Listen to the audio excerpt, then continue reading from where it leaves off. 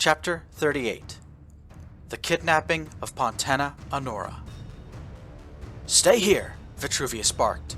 The children froze. Trig and Tenna looked around. Alarms were sounding above them, and it seemed as though the whole enclave was being roused into action. Deep booming sounds rumbled through the floor and the rock walls. Then, as the conclave of telepaths rose from their seats, a klaxon began to sound.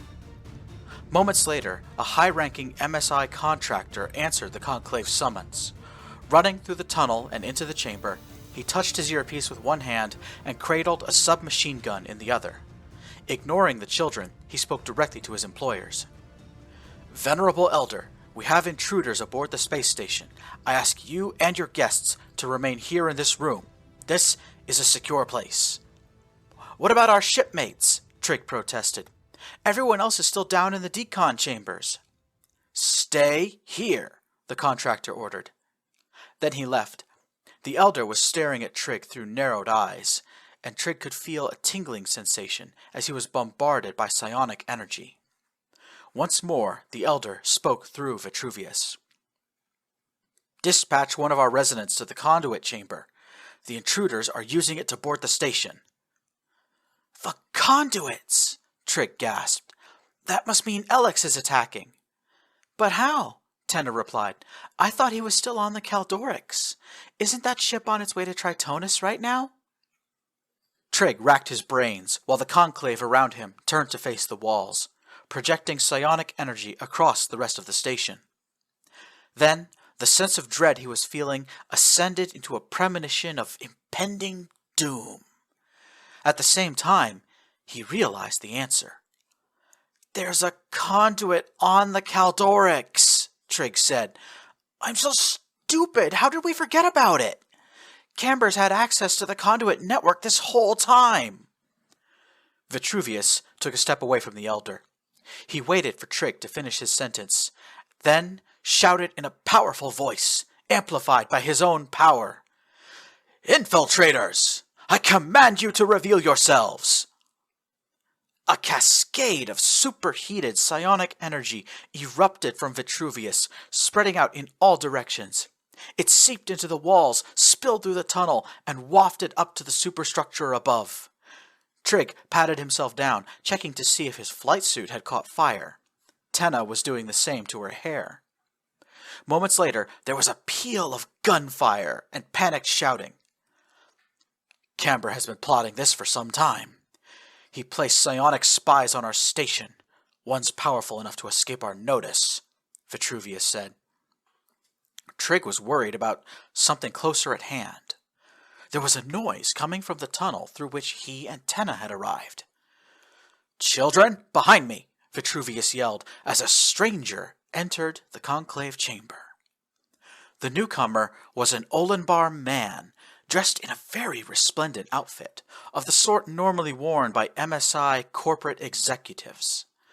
Trig could see precious metals and stones woven into the fabric, which made the whole ensemble dazzle like starlight. "Vitruvius!" the executive proclaimed in a loud voice. "My old friend!" 13 years have passed since we parted ways," Vitruvius replied. "I dare say we are no longer friends, Avitus. Why are you here?" Tenna gasped. "Avitus! He's one of the Khan's chosen!" She was right. Avitus was one of Malum's followers, entrusted with a keystone shard, the one Trig had, until this moment, believed was idle on the planet Tritonus. Trig was now on full alert. He was still experiencing a full-body premonition. Whatever this impending doom was, Avitus was not it. Avitus turned to look at Trig and Tenna. "I've come to collect a few things," he said. "Then I will be on my way." It all happened in about 3 seconds. First, there was a cataclysmic eruption of psionic energy as Avitus was assailed on all sides by the conclave of telepaths. Then, a bolt of purple light shot out of his hand and into the floor, Bits of rock and obsidian turned into shrapnel, flying in all directions. But before Trig could do or say anything, he heard Tenna scream, "Trig, help me!" An invisible force had seized Tenna and was pulling her across the chamber toward Avitus. At the same time, a twisted and badly damaged robotic arm rose from the floor, a tiny blue object clenched in its fist. The Keystone Shard. The mechanical arm was part of a larger contraption concealed beneath the floor, and the sound of straining metal told Trig that this machine was attempting to resist the invisible force Avitus commanded. Trig lunged. So did Avitus, but a pulse of telekinetic force outpaced them both. The Keystone Shard jumped out of the mechanism's grasp and flew into an outstretched hand. Vitruvius seized the tiny crystal and roared, "Away with you!" Another pulse of psionic energy rolled across the chamber like a tidal wave. A swirling of red cloaks foretold a similar assault by the rest of the conclave. Trig threw himself forward, trying to grab Tenna and stop her being dragged into the crossfire. Avitus turned his attention away from Vitruvius, pointing one palm at his former comrade while focusing his attention on the young boy. A concentrated beam of violet light shot away from Avitus's hand and struck Vitruvius in the face. The old man fell over backwards, collapsing on top of the venerated elder, causing both of them to fall. At the same moment, a bolt of lightning jumped from Avitus's other hand and struck Trig in the chest. His legs went out from under him and the floor rose up to meet his face. Trig yelled in pain, then put his palms to the ground and pushed. "Trig!" Tenna screamed. "Let her go!" Trig yelled as he got back to his feet. But Avitus was already fleeing the chamber, with several members of the conclave attempting to give chase. In his right hand, the Olenbar executive clutched a handful of translucent tendrils that wrapped themselves around Tenna, pulling her along in midair. In his other hand, Avitus was holding the fifth Keystone Shard, taken from Vitruvius as he fell. "Stop him!" one of the telepaths yelled. A shimmering wall materialized in thin air, just ahead of Avitus. Clutching his left hand into a fist, Avitus punched the psionic barrier and it shattered like glass. Running through the tunnel, Trig briefly saw a flash of Tenna's red hair before she was out of sight. Trig began to run. He was younger and stronger than the elderly conclave members, and in a low-gravity environment, he thrived. Trig quickly covered ground, leaving the others behind and racing into the tunnel. "Tenna!" Trig yelled. "Trig!" her voice called out. Trig burst into the undercity landscape. It was a scene of chaos. The sounds of gunfire came from somewhere to his right, while to his left, Trig saw dense smoke and the harsh white spray of a fire suppression system. "Trig, I'm this way!" Tenna's voice, telepathically projected into his mind, guided him. Trig turned away from the distant gunfight and drove himself into the smoke. It stung his lungs, but he found the strength to keep pressing on. Following Tenna's psionic trail, Trig chased Avitus deeper into the station. Down a flight of stairs, across a construction site, through a cave-in zone, and back out into the empty Undercity. Every few seconds or so, Trig caught a glimpse of Tenna's copper-red hair, or heard a telepathic cry for help. Then, after nearly 5 minutes of frantic chasing, Trig heard the voice of Tenna's abductor echo through the corridors. "All right, time for you to shut up!" Tenna's scream of pain was unlike anything Trig had ever heard before. It caused him pain to hear it, and a sense of anguish rolled over Trig, chilling him to the bone. Tenna's cries were stifled, and the psionic energy she left behind changed in quality. Trig did not need to see the small drops of blood on the floor that would have confirmed his guess as to what happened. He knew already. Tenna was no longer conscious. Heart pounding furiously, a painful stitch in his side, Trig picked up the pace, running so hard he thought he may just kill himself from the effort. But now he was gaining ground. He could see Avitus running frantically toward the yawning mouth of a cave off the beaten path. 6 dead Olenbar lay scattered near the entrance, and 2 Nagyari men were guarding it, rifles in their hands. They stood aside to let Avitus pass, as well as the now unconscious form of Tenna, drifting lazily through the air. "Are you blind?" Trig screamed as he ran toward the guards. "Stop him!"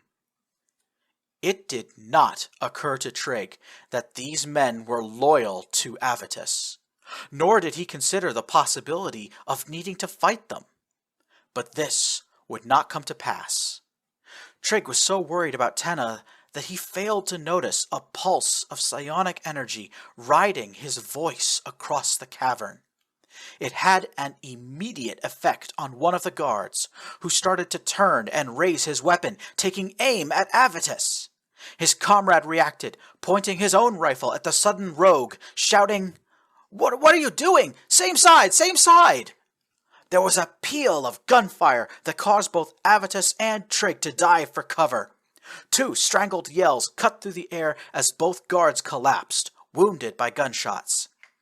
Trig looked up first, saw what happened, and then made one final lunge at Avitus, but his foe had already reached the final door.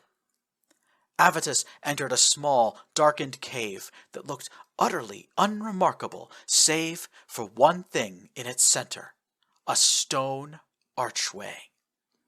Before Trig or Avitus could do anything, a black cloud descended from the ceiling and began to reform itself. Millions upon millions of microscopic nanomachines came together to become Pontenna. The old mercenary cracked his knuckles, a murderous gleam in his eyes.